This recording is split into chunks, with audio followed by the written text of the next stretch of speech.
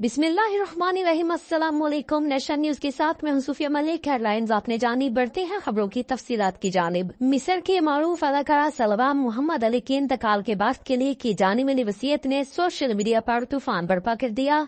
अल Arabia Urdu की एक report के मुताबिक मिस्र के नेशनल थिएटर से मुंसलिक सलवी मोहम्मद ने एक इंटरव्यू के दौरान अपनी अजीबो गरीब ख्वाहिश का इजहार किया।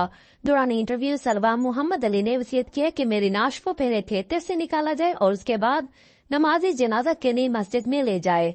अदाकार ने अपनी ख्वाहिश की वजाहत करते हुए बताया कि नेशनल थिएटर से ही मैंने अदाकारी का ख्वाब मुकम्मल किया। इस थिएटर से मेरी कई कामयाबियां जुड़ी और यही वजह है कि मुझे नेशनल थिएटर बहुत पसंद है। अदाकारा की वसीयत ने सोशल मीडिया पर एक नए तनाज़े को जन्म दे दिया और अदाकारा को सोशल मीडिया सार्फिन की जानिब से तनकीद का निशाना बनाया जा रहा है। वाज़ेह है कि मिस्र में इससे कबल भी हदायतकार यूसुफ शाहीन, अदाकार शफीक नूरुद्दीन और तौफीकुल दक्कन का जनाजा मस्जिद से पहले थिएटर से निकाला जा चुका है।